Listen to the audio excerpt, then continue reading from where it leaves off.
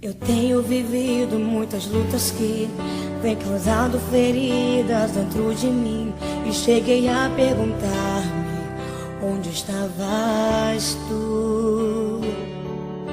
Pensei em parar em meio à aflição, querendo, Senhor, sentir a tua mão, buscando em ti uma direção.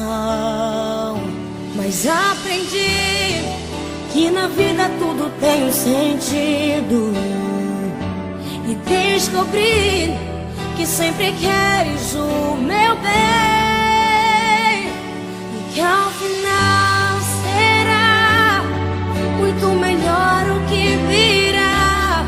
É tudo parte de um propósito, e o teu amor me guardará. Sempre estiveste aqui, tua palavra não falhou e nunca me deixou. Descanso minha confiança em ti.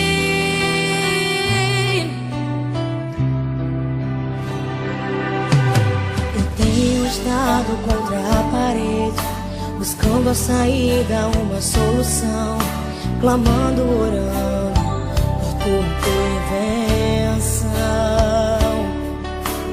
Quando tu queres, falas de uma vez, em outras com teu silêncio deparei.